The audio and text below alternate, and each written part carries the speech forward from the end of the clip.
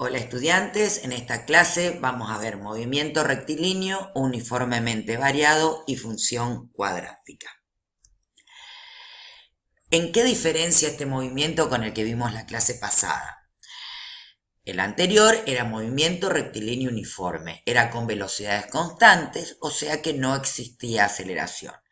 En cambio acá, fíjense que estamos en la figura viendo una bola que baja por una rampa. Lógicamente, como nos puede suceder a nosotros, la velocidad va a aumentar. Lo mismo si podemos arrojar algo desde arriba de un edificio, rogando que no pase nadie por abajo, por la aceleración de la gravedad. A medida que van pasando el tiempo, ese objeto se va a ir acelerando en su velocidad, va aumentando su velocidad. Lo mismo cuando arrojamos algo desde una altura, por ejemplo en un juego de pelota, ¿sí? O el típico caso de los automóviles que van con una aceleración constante, partiendo de una determinada velocidad, ¿cuál será su velocidad final? O sea, siempre que haya una aceleración, voy a tener una variación de velocidad con respecto del tiempo. ¿Cómo calculo esa aceleración? Y velocidad final menos inicial sobre tiempo. De esta manera vamos a poder darnos cuenta que podemos tener aceleraciones positivas o negativas. Si yo voy desacelerando, si yo voy disminuyendo la velocidad, al hacer velocidad final menos velocidad inicial, la aceleración me va a dar negativa. En caso contrario, me va a dar positiva. O sea que acá ya tenemos la deducción de lo que es la aceleración. Es cuando me varía la velocidad en un determinado tiempo. Si yo de acá despejo la magnitud velocidad final, ¿sí? Puedo hacer que velocidad inicial, que estaba restando, pase sumando. El tiempo que estaba dividiendo pase multiplicando. Por lo tanto, voy a tener la primera fórmula del movimiento rectilíneo uniformemente variado, que es para calcular la velocidad final, y me queda velocidad inicial más aceleración por tiempo. De esta manera, si yo grafico velocidad en función del tiempo, ¿sí? Yo voy a ver que voy a tener esta recta si la velocidad va aumentando, ¿sí? Va a tener esta pendiente. Ahora, si la velocidad va disminuyendo, tendrá la pendiente inversa. La pendiente de esta curva me va a estar diciendo la aceleración, mientras que todo el área de este trapecio me va a estar indicando el desplazamiento o el espacio recorrido. Ahora bien, si yo lo que quiero averiguar es todo el espacio recorrido, como la velocidad va variando en función del tiempo, voy a tener n velocidades como n veces pueda subdividir el tiempo. O sea que se me vuelve un cálculo bastante engorroso o bien trabajando con diferencial. Ahora, hay otra manera de pensar cómo resolver esta situación. Si yo considero que este vehículo recorrió un determinado tiempo, ¿sí? Con una velocidad inicial y una final, yo puedo sacar el promedio de esta velocidad y hacer de cuenta que él recorrió todo este tiempo con el valor de la velocidad media. O sea que estoy transformando el movimiento rectilíneo uniformemente variado a un rectilíneo uniforme, ¿sí? De esta manera se me simplifican bastante las operaciones para resolver el problema.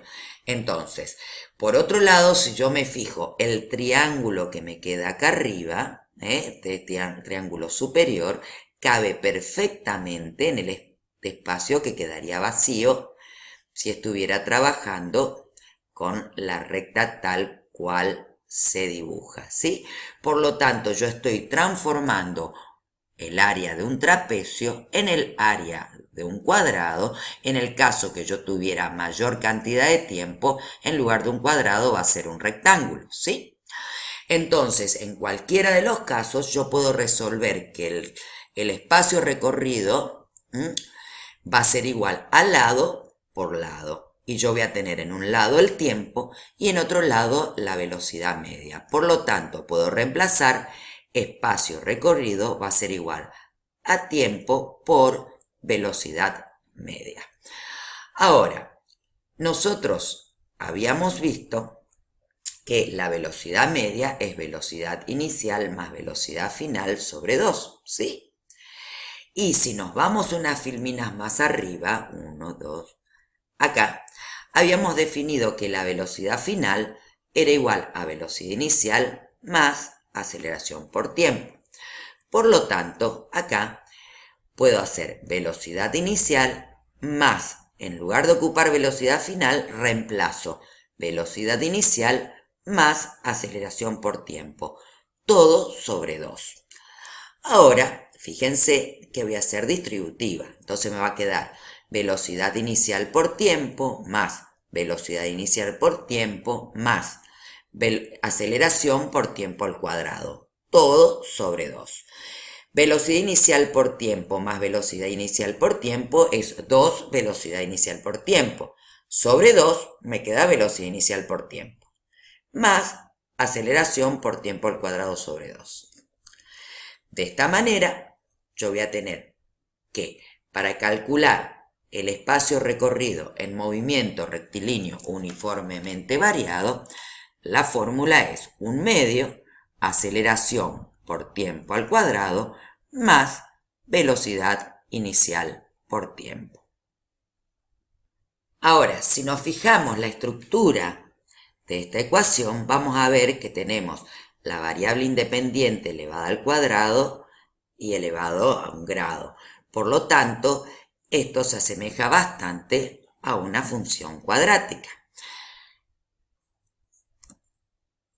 Cuando lo grafiquemos, si graficamos posición o espacio recorrido en metros en función del tiempo en segundos, vamos a obtener una curva de este tipo, ¿sí? Fíjense que es la mitad de una parábola. ¿Y por qué vamos a obtener una figura de este tipo? Y porque al principio, cuando va con menor velocidad, voy a recorrer menor cantidad de tiempo.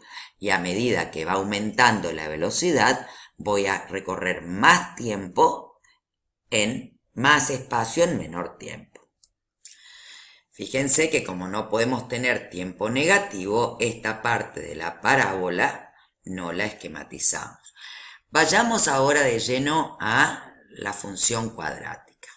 Recordemos que la expresión de una función cuadrática, en este caso tenemos la expresión polinómica, va a ser el coeficiente cuadrático a, porque está multiplicando la variable elevada al cuadrado, el coeficiente lineal b y el término independiente. En toda parábola yo tengo que reconocer el eje de simetría, en donde este eje de simetría va a cortar el punto más bajo o el punto más alto, va a ser llamado vértice. También puede pasar que la parábola comience acá, en la intersección de los dos ejes, por lo tanto no va a tener raíces, ¿no es cierto? Ahora acá en este caso, en donde lo tengo acá, va a tener raíces, que raíces es cuando vale 0 en las abscisas, ¿sí? O sea, cuando la curva corta las abscisas.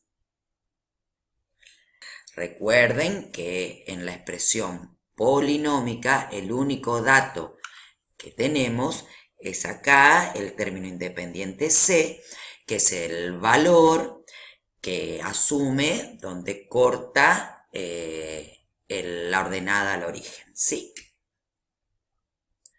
Por otro lado, tenemos el eje de simetría en la parábola, que puede coincidir con el eje Y o puede estar desfasado. Como ven acá, las raíces es cuando me corta la curva con las abscisas o el eje de las X. Pero la expresión polinómica no es la única manera en cómo podemos expresar una función cuadrática. También tenemos la expresión factorizada y la canónica. La expresión canónica se resuelve con pasaje de término y se escribe en función de los vértices, mientras que la expresión factorizada se escribe en función de las raíces y se resuelve teniendo en cuenta que los factores, si dan 0, alguno de los dos términos tiene que ser 0. De esta manera podemos ver las tres expresiones de una función cuadrática, polinómica, canónica, factorizada, y cómo se resuelve cada una de ellas. La polinómica, dijimos que lo que nos da es el término independiente, que es donde corta en el eje de las Y, ¿sí? Luego tenemos para buscar, acá tenemos directamente las raíces cambiadas de signo y acá tenemos el vértice.